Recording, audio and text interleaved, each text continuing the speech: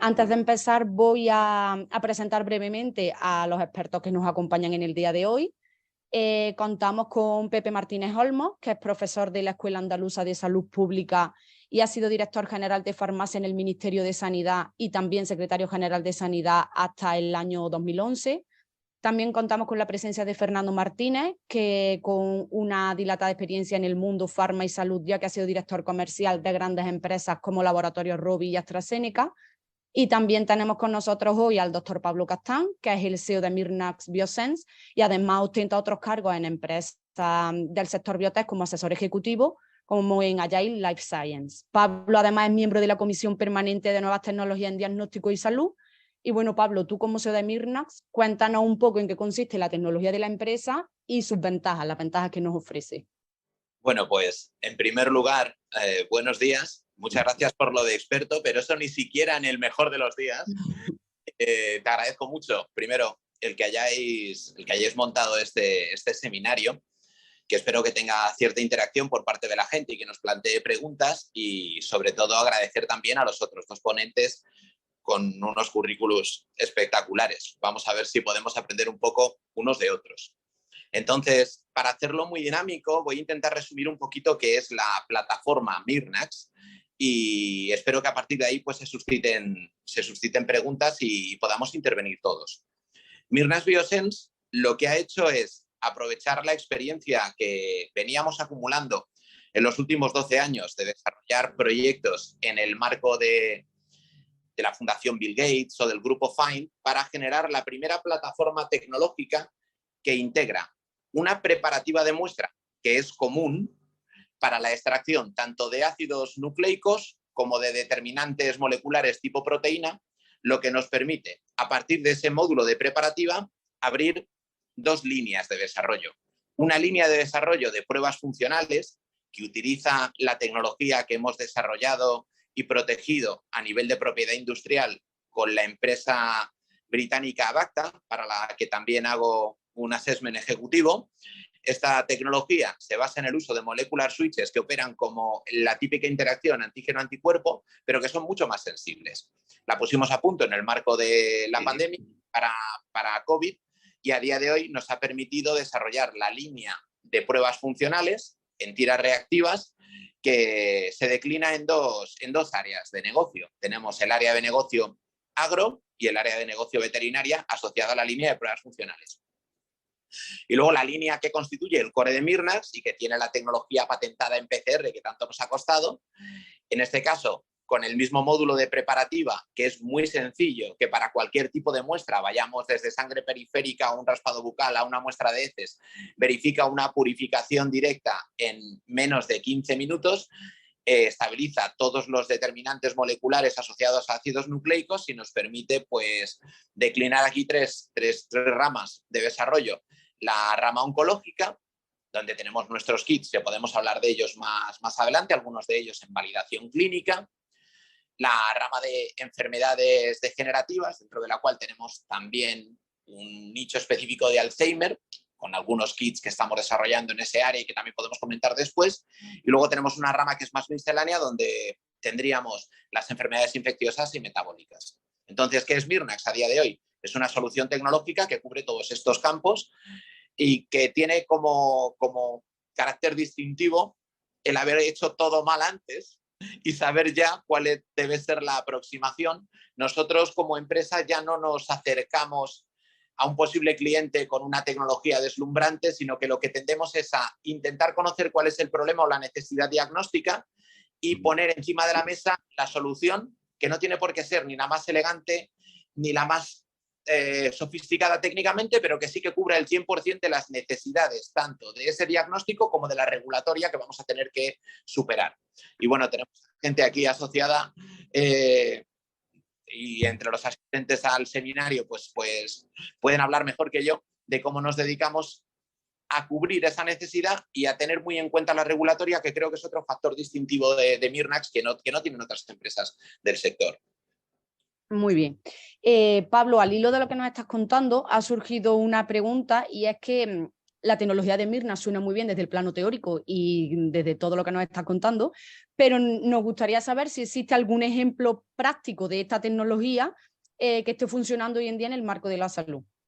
Pues en el marco de la salud sí, claro que existe. También en el marco de los otros sectores que te decía, pero en el marco de la salud, pues voy a enumerar algunos y yo creo que nuestros ponentes van a poder hablar de ellos en el contexto de la salud mejor que yo.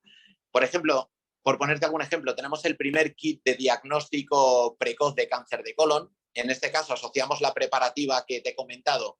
a procesar el excedente de heces de la prueba de sangre oculta en heces, aislamos todo el material genético y somos la primera compañía que puede hacer un mapeado de ese rosario de mutaciones que ha publicado la Sociedad Americana de Oncología y de los microRNAs que se van expresando solamente en aquellos adenomas que van a dar lugar a cáncer de colon.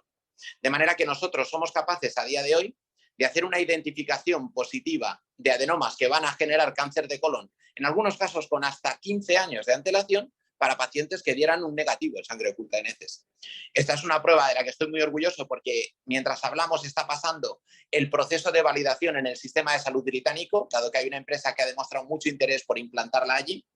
Y bueno, a día de hoy pues estamos valorando cuál va a ser su implantación a nivel nacional, pero creo que para esto puede hablar mucho mejor que yo el señor Pepe Martínez Olmos. También por mi parte manifestar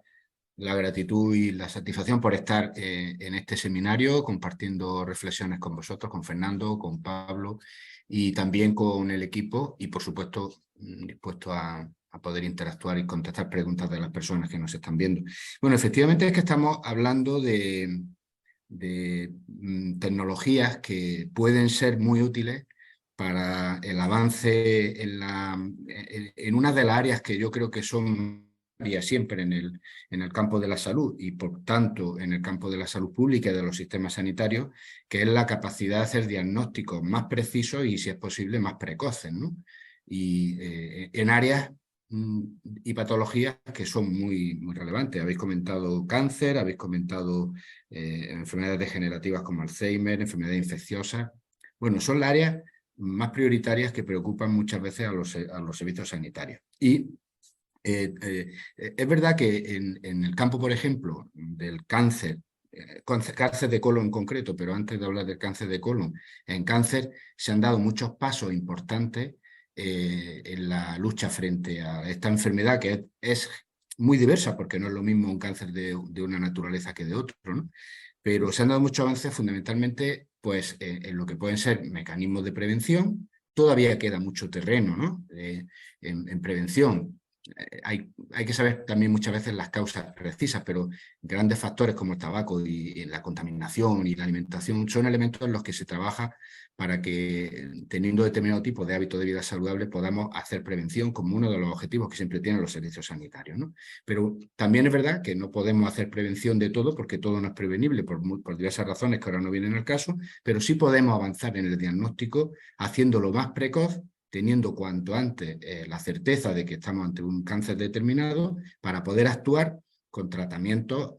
que cada vez son más efectivos y que están permitiendo ganar en esperanza de vida a esa batalla paulatina que le estamos enfrentando al cáncer desde hace tiempo. Pero es que además si podemos hacerlo con precisión es mucho mejor. Y yo en ese sentido creo que en los sistemas de salud tenemos que estar atentos a avances científicos como el que estamos comentando, que una vez validados nos podrían dar un salto cualitativo, podrían ser, digamos, avances disruptivos en el sentido que pueden cambiar de manera muy relevante la historia natural de una enfermedad, acercándonos, si no a la curación definitiva, sí a ese objetivo lo máximo posible. Evidentemente, si estamos trabajando ante un test que de manera sencilla y mucho más precisa que lo que hoy estamos pudiendo hacer en el abordaje de la detección precoz del cáncer de colon con las pruebas de búsqueda de sangre oculta en heces, pues estaríamos ante un escenario que nos permite pensar en avances muy relevantes en relación a la lucha frente al cáncer de colon. Entonces, ¿qué es lo que pasa? Que los sistemas de salud tienen que estar muy atentos a posibles mejoras en el campo de la medicina más precisa, todo lo que tiene que ver con diagnósticos basados en los avances científicos que estáis comentando, que permiten predecir con una anticipación, incluso has comentado de 15 años, el desarrollo prácticamente seguro de un adenoma hacia un cáncer de colon. Pues eso es un avance al que no podemos resistirnos, no queremos resistirnos. La sociedad quiere ganarle la batalla a la enfermedad, en este caso al cáncer de colon, y esto supone un cambio muy relevante, que tenemos que estar atentos. También es verdad,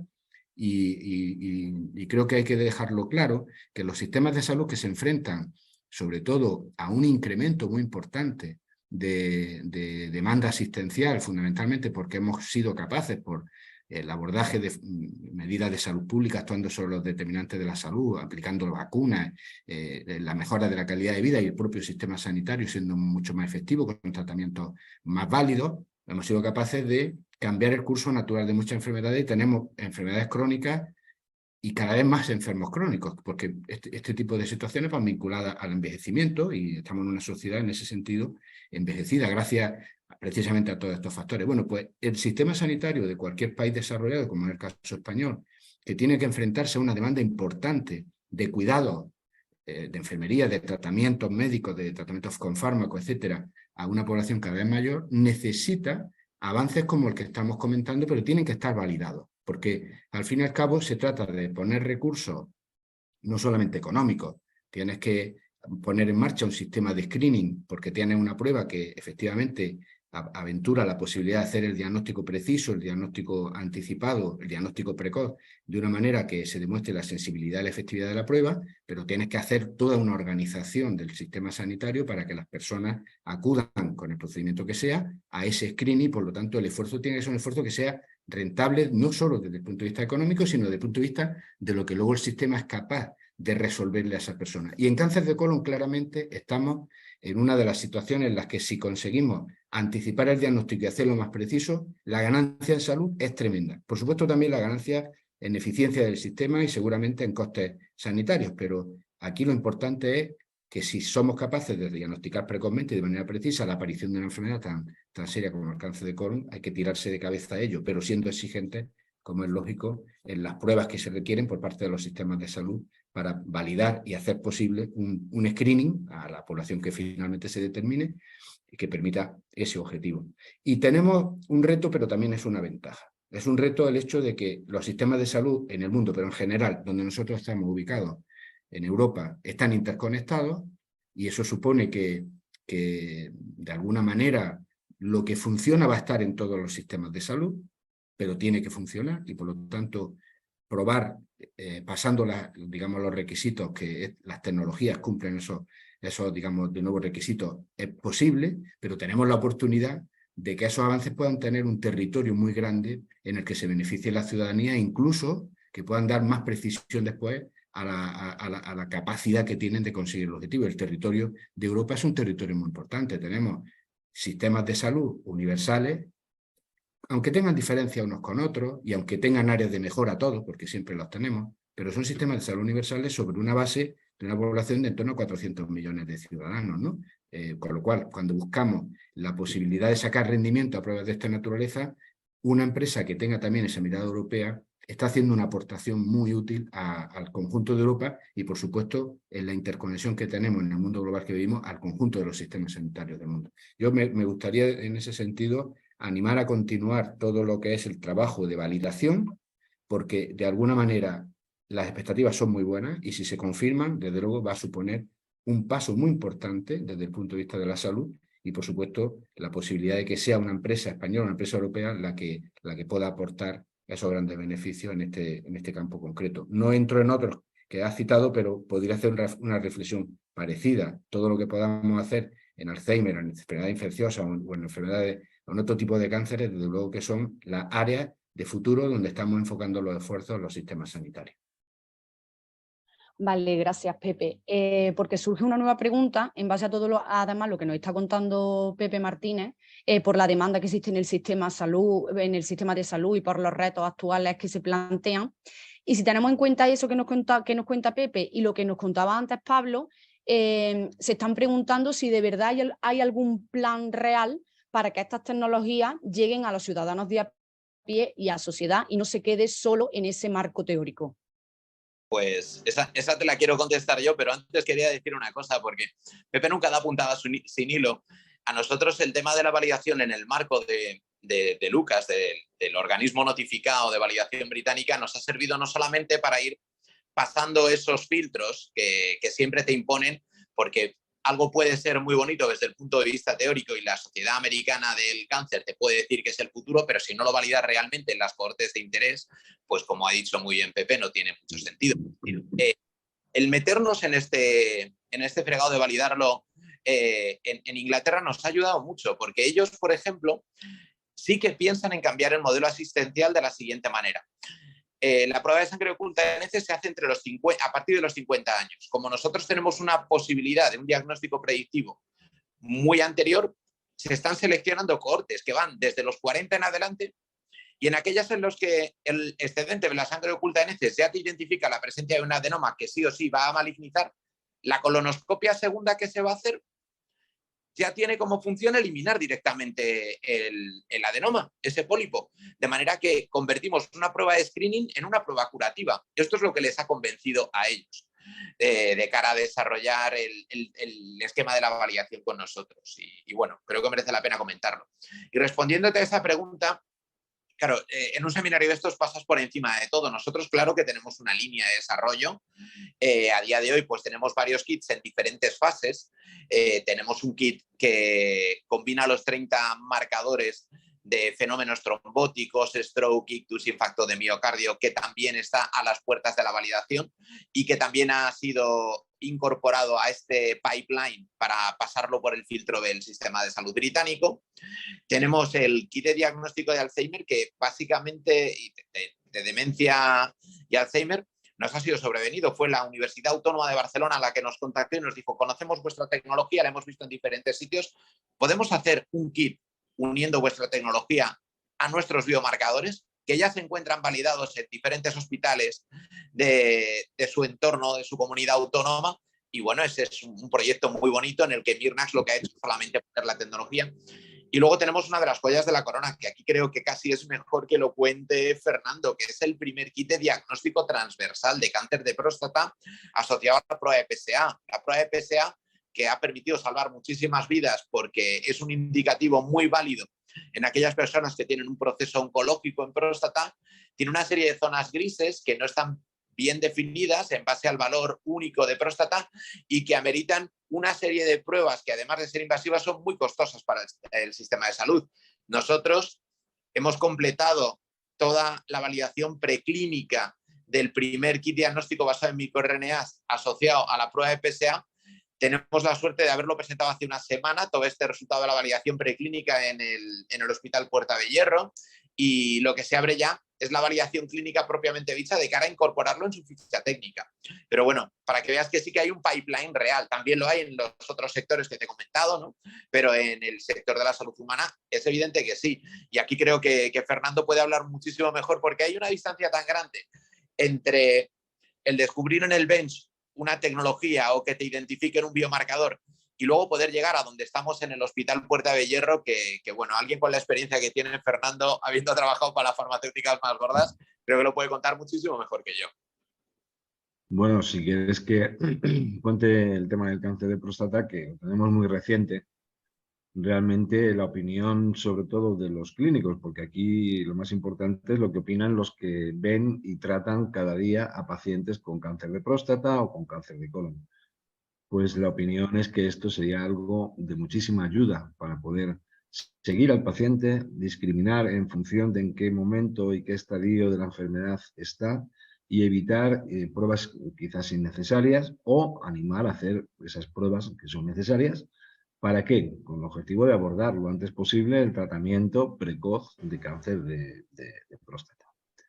A ver, yo la reflexión de mi experiencia de trabajar durante muchos años en el área de oncología desde un punto de vista de industria farmacéutica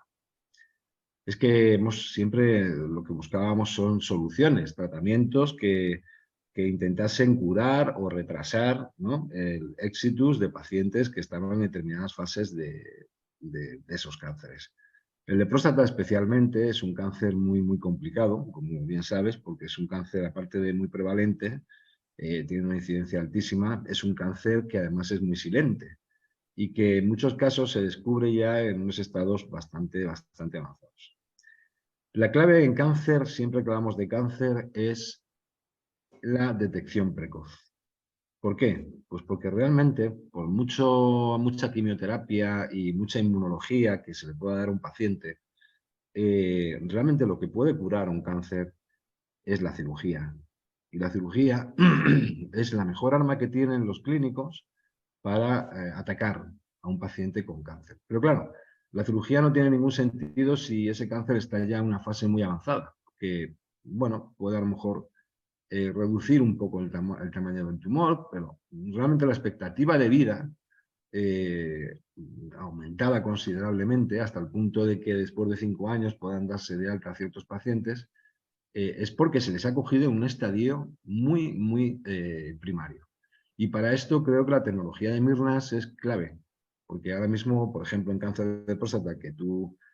me preguntabas, el único indicador que se tiene es el PSA, que es el antígeno específico de próstata, y que se juega con, fijaros, tiempos de duplicación de PSA, en fin, con una serie de seguimientos que se hace de ese paciente. Se hacen ecografías, pero en la ecografía normalmente no se hace nada, no se ve nada, los tactos rectales, y al final, pues, si quieres tener algún tipo de aproximación a si hay o no hay un tumor cuando tienes sospecha y un PSA elevado, pues acabas haciendo una biopsia, que también dependes mucho de la suerte, de que cuando pegas el tiro, pues cojas alguno de esos 12 o 15 cilindros que vas a extraer, pues con la zona que hayas pinchado en la zona tumoral.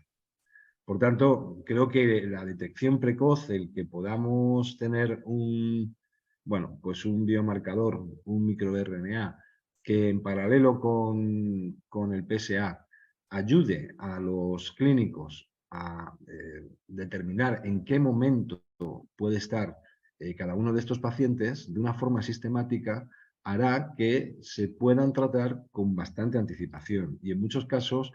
pues puede ser, como explicaba muy bien el profesor Carballido, puede ser algo disruptivo con respecto a lo que hay ahora, porque se podrían evitar muchísimos tratamientos, porque se detectaría precozmente y se podría actuar de una manera más rápida. Exactamente igual en el cáncer de colon. Bueno, yo os puedo hablar mucho de esto porque padezco un cáncer de colon, entonces lo puedo hablar desde el punto de vista de paciente también, ¿no? Y no me importa decirlo, es decir, el mío se detectó en una fase muy precoz, y aparentemente con cirugía está solucionado. Pero hay que hacer un seguimiento, evidentemente. Entonces, tener biomarcadores que nos hagan de una forma cómoda y sencilla poder hacer un seguimiento de los pacientes es vital, porque esos adenomas que cada 2 años, cuando pasas una revisión de colonoscopia y según la lista de espera puede ser 3, a no ser que vayas a la privada, y esos adenomas que te quitan, esos pólipos que te quitan, que pueden ser 4, 6, 8, pues hombre, se puede evitar que estos se malignicen con una prueba que realmente es una analítica de las muchas que todos los pacientes con cáncer de colon tienen que hacerse a lo largo del año. Y en esto quiero insistir en que hay 2 grupos en cáncer de colon, por dejarlo claro desde el punto de vista comercial, ¿no? En lo que es comercial y asistencial. Los oncólogos, el grupo TTD y, en fin, todos los que están concentrados trabajando en cáncer de colon específicamente, tienen muy claro que hay un grupo de riesgo que son los pacientes que tienen, pacientes no, las personas que tienen antecedentes familiares. Estos están normalmente bien diferenciados y a estos se les hace un seguimiento, desde atención primaria incluso bastante intenso. Pero hay un grupo que es muchísimo más grande, que es el del resto de personas que no tienen ningún familiar cercano ni nadie en su familia que ha padecido un cáncer colorectal, pero que están en el mismo riesgo que el resto. Entonces, ¿qué hacemos con estas personas? Las prácticas de screening ya sabemos lo que suponen. Es un esfuerzo brutal, depende de que también los pacientes sean conscientes y quieran hacerse estas pruebas y realmente en muchos casos no ha tenido mucho éxito. Yo recuerdo algunos screening en cáncer de próstata y en cáncer de colon y bueno, realmente el éxito es bastante pobre. Entonces, lo que sí sería algo importante y avanzaríamos muchísimo en el cuidado y el tratamiento de estas enfermedades es poder contar con un biomarcador que sistemáticamente se pudiese testar en las diferentes extracciones que a un paciente normal, su médico de atención primaria, pues le hace cada año, ¿no? Para ver cómo está su serie blanca, su serie roja, si tiene anemia, si no tiene anemia. Bueno, pues también, igual que se pide el PSA, en el caso de los varones, pues que podamos tener algún biomarcador que se pida, que efectivamente nos encienda las luces de alarma de que es un paciente que puede estar incubando un cáncer de colon o un cáncer de próstata en este caso. Yo creo que es súper importante el que avancemos en esto y que la detección sea precoz, porque de verdad el éxito en el tratamiento fundamentalmente está en la cirugía. Pacientes con cáncer colorectal, por daros uno de los últimos datos, que sobreviven 5 años a su enfermedad, pues es menos del 40%. Y claro, evidentemente son pacientes que, hombre, ¿se podrían haber detectado antes? Pues hombre, si hubiesen sido conscientes y si hubiesen hecho una colonoscopia, posiblemente. Con lo que tenemos ahora mismo nosotros de la prueba de sangre oculta en heces, pues también va a ayudar. Pero si tenemos otro biomarcador, si tenemos otro microRNA que podamos utilizar para afinar un poquito más, por supuesto que va a ser súper útil y muy vendible y muy comprable, tanto por la sociedad médica como por la sociedad de todas las personas, ¿no? De todo el mundo. No sé, esta es incluso mi experiencia personal respecto al tema. Tiene un valor incalculable, es disruptivo y por tanto debemos hacer un gran esfuerzo en llegar a término con este biomarcador, igual que con el resto de nosotros que estamos trabajando, porque van a ser de una grandísima utilidad y un avance espectacular. Esto que comenta Fernando, yo lo comparto. Yo creo que estamos en un tiempo diferente también, porque tener biomarcadores y también en la era en la que se está desarrollando todo el análisis del genoma humano y las consecuencias que eso puede tener para conocer con más precisión la causa, cuando son causas genéticas de las enfermedades y por lo tanto el diagnóstico precoz e incluso los tratamientos más precisos, yo creo que son probablemente los elementos que nos están llevando a un nuevo espacio de la medicina, ¿no? Se habla de la medicina del futuro, no porque ya no se esté haciendo, sino porque cuando se desarrolle seguramente tendremos una medicina diferente, ¿no? Que es la que siempre aspiramos, ¿no? La más precisa posible. Ahora bien, también es cierto, y por eso comentaba que cambios como los que podemos estar alumbrando con estas tecnologías de las que estamos hablando, tienen que tener vocación más universal, como mínimo en nuestro territorio europeo, ¿no? Que antes lo comentaba, pero evidentemente quien tenga la capacidad de ofrecer soluciones en los términos que estamos comentando, está ofreciendo soluciones para cualquier paciente del mundo que pueda beneficiarse de un diagnóstico precoz, de un diagnóstico más preciso y como consecuencia de un tratamiento más efectivo, sea quirúrgico, como tú bien dices, o sea de otra naturaleza. Entonces, a mí me parece esto importante porque creo que también la perspectiva de la salud pública, no hablo de la sanidad pública como sistema, sino de la salud pública como ciencia que pretende beneficiar al conjunto de la población de todos los avances científicos, y el ejemplo más concreto son los screening, las pruebas que se van haciendo y se van aplicando paulatinamente. Pues esa perspectiva de la salud pública tiene también que ser agente aliado en el trabajo de empresas como la que nos trae aquí a esta reflexión, porque al final son los que tienen que, de alguna manera, ayudar a que se incorporen estas prácticas asistenciales, estas prácticas preventivas, estas prácticas clínicas de una manera, digamos, pautada y de una manera, digamos, aceptada, ¿no? Para que se puedan beneficiar todo el mundo. Y yo creo que en ese sentido también, y es algo que yo quiero subrayar, tenemos que trabajar esa otra perspectiva, porque los sistemas de salud, cuando aceptan incorporar unos procedimientos a la práctica clínica, tenemos, por cierto, una gran oportunidad, porque recientemente se ha modificado la cartera de servicio, incorporando algunos biomarcadores para determinadas enfermedades, para el tratamiento más preciso. Cuando los sistemas de salud aceptan eso, lo hacen siguiendo los criterios que probablemente haya que mejorarlo y perfilarlo mejor a los nuevos espacios que nos aportan estos avances científicos, pero son el requisito con el que tenemos que trabajar, ¿de acuerdo? Porque al fin y al cabo ese esfuerzo, no solamente económico, sino organizativo que supone cuando hay un cambio disruptivo, es un esfuerzo que tiene que estar bien planificado para que se pueda beneficiar todo el mundo también en función del criterio de equidad que yo creo que aceptamos en general las poblaciones de los estados europeos y de los estados avanzados, ¿no? Bueno, yo creo que estas son líneas muy interesantes y seguramente harán que la propia empresa que trabaja en este terreno vea oportunidades de aportar criterios para mejorar la toma de decisiones a la hora de ampliar la cartera de servicios o a la hora de modificar la práctica clínica o la práctica preventiva. Yo quiero subrayar esto porque creo que estamos alumbrando un espacio nuevo, más preciso, más efectivo, pero también va a ser más exigente, porque todos los sistemas sanitarios tienen muchas necesidades y tienen que priorizar, y va a ser mucho más exigente, pero tenemos la ventaja de que estamos hablando con más seguridad desde el punto de vista de la efectividad de los tratamientos, de las pruebas diagnósticas a las que estamos teniendo posibilidad de acceder.